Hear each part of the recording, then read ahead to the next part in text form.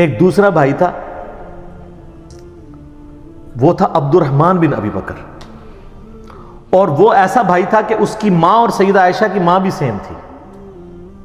ادھر تو باپ سیم تھا، ماں الگ تھی. عبد الرحمن بن ابی بکر ہمارے سب کانٹیننٹ کے اعتبار سے سگا بھائی تھا. ویسے تو سگا بھائی ہوتا ہے جب باپ ایک ہو جائے ماں ڈیفرنٹ بھی ہو. تو اس کے بارے میں آپ صحیح بخاری اٹھا کے دیکھ لیں، 4827 نمبر حدیث ہے انٹرنیشنل نمبر کے مطابق.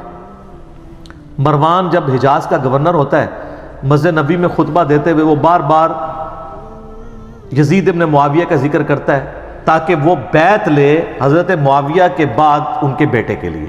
یہ بخاری کے الفاظ ہیں. اور اس کے لیے ظاہر ہے جب وہ فضائل و برکت، جیسے یہاں بھی ہوتا ہے کہ امت کے وسیع تر مفاد میں، یا میرے عزیز ہم وطنوں، یہ وہی چیز.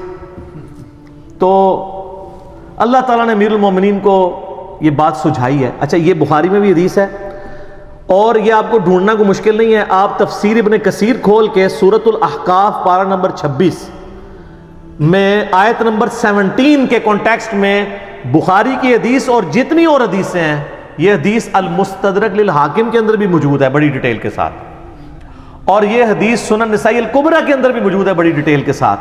اور یہ سارے کے سارے طرق حافظ ابن کثیر المتوفیٰ 774 ہجری نے سورۃ الاحقاف آیت نمبر 17 کے کانٹیکسٹ میں ساری حدیثیں ایک جگہ جمع کر دی ہیں، بخاری کی، حاکم کی، نسائی کی، باقی کتابوں کی.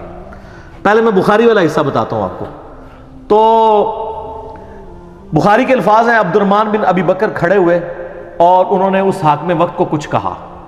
اب امام بخاری نے یہ نہیں بتایا کہ کیا کہا، لیکن یہ بات سمجھ آ گئی کہ گل چوبے علی کی تھی، اگر وہ لگ گئی جا کے، کیونکہ وہ بھی اس قسم کی باتیں کر رہا تھا. وہ باتیں میں آپ کو دوسری کتابوں سے، حاکم سے اور سنن نسائی الکبریٰ سے بتاؤں گا. اور تفسیر ابن کثیر کھول کے آپ لوگوں کے گھروں میں ہوگی، پڑھ لیں، PDF فریلی اویلیبل ہے. تو اس کے بعد بخاری کے الفاظ ہیں کہ وہ مروان کو غصہ آیا، اس نے کہا پکڑو اسے، گرفتار کرو، آج کے دور میں نیب کے حوالے کرو. تو سیدنا عبد الرحمن بن بکر فوراً جا کے مسجد نبوی کے ساتھ ایڈجسٹنٹ اما عائشہ کا حجرہ تھا، اس میں جا کے چھپ گئے. اب اتنے تو کوئی بغیرت نہیں تھا، اتنی عوام دیکھ رہی تھی، حضرت عائشہ کے حجرے میں تو کوئی گھس نہیں سکتا تھا، وہ تو محرم تھے، ان کے بھائی تھے. تو مروان کا غصہ نہیں ٹھنڈا ہوا، اس نے باہر سے کہا ہاں ابو بکر کے بیٹے تو ہی ہے نا جس کے بارے میں وہ آیت نازل ہوئی ہے سورۃ الاحقاف آیت نمبر 17 کہ یہ کہتا ہے کہ میرے ماں باپ مجھے کہتے ہیں کہ جب ہم مر کے مٹی ہو جائیں گے تو دوبارہ سے زندہ کیے جائیں گے، یہ تو اگلے لوگوں کی کہانی ہے. ابو بکر کے بیٹے یہ تیرے بارے میں نازل ہوئی ہے، تو اپنے ماں باپ کو کہتا تھا کہ قرآن اگلے لوگوں کی کہانی ہے. نعوذ باللہ، کتنا بڑا جھوٹ بولا. تو سیدہ عائشہ سے برداشت نہیں ہوا، وہ حجرے کے اندر سے ہی بولی. انہوں نے کہا آل ابی بکر کے بارے میں کوئی آیت ایسی نازل نہیں ہوئی ہے سوائے سورہ نور کی وہ آیات جو میری برات میں نازل ہوئی تھی، حدیث افک والی. تو آل ابی بکر کے اوپر الزام لگاتا ہے. بخاری میں اتنی حدیث ہے، لیکن فلنگ دی بلینکس موجود ہے. انہوں نے بلینکس امام بخاری نے چھوڑی ہیں، وہ فل کی ہیں حاکم نے اور سنن نسائی الکبریٰ میں، اور حافظ ابن کثیر نے بھی کر دی سورۃ الاحقاف آیت نمبر 17 میں. وہ کیا ہے کہ مروان نے کہا کہ امیر المومنین جو ہے نا یہ چاہتے ہیں کہ اپنے بعد اپنے بیٹے کو نامزد کر دیں، جس طرح کہ ابو بکر نے بھی تو عمر کو نامزد کیا تھا، حالانکہ وہ بھی مشورے سے کیا تھا، اور دوسرا عمر حضرت ابو بکر کے بیٹے تھے. تو کیا وہ مطلب وہ کس طریقے سے ریزیمبلنس بنا رہا تھا؟ تو اس پہ ابو بکر کے بیٹے کو غصہ تو آنا تھا نا. تو ابو بکر کا بیٹا عبد الرحمن بن بکر وہاں کھڑا، اس نے کہا سیدھی طرح کہہ تیرا امیر المومنین معاویہ کیسر و کسرا کے طریقے پہ چلنا چاہتا ہے، ابو بکر اور عمر کے طریقے پہ نہیں. ہائے ہائے ہائے اے وہ گل سی جڑی بخاری میں لکھا ہے کچھ کہا، انہوں لگ گئی آگ، انہوں نے کہا پڑھو انہوں. پھر آگے بخاری میں آتا ہے اور اس میں آگے موجود ہے کہ سیدہ عائشہ نے اندر سے کہا اسکت، چپ کر، بکواس بند کر، آل ابی بکر کے بارے میں کوئی ایسی آیات نازل نہیں ہوئی سوائے میری برات میں. اور ان حدیثوں میں آگے موجود ہے البتہ مروان تیرے بارے میں موجود ہے، جب تو اپنے باپ حکم کی پشت میں تھا رسول اللہ نے کہا تھا حکم پہ لعنت، اس کی اولاد پہ لعنت، تو اسی لعنت کا ٹکڑا ہے. حضور نے تو پہلے ان دونوں باپ بیٹا کو حضور نے مدینہ بدر کر دیا تھا. حضرت ابوبکر کے ساتھ بڑی سفارشیں کی، حضرت عثمان نے واپس لانے کی، کوئی رشتہ دار تھا نہیں آنے دیا، حضرت عمر نے نہیں آنے دیا، پھر حضرت عثمان اپنے دور میں رشتہ داری کی وجہ سے لے آئے، اور حتیٰ کہ اپنی بیٹی کا نکاح بھی مروان سے کر دیا، اور پھر وہی گھاٹے فٹ ہو گیا.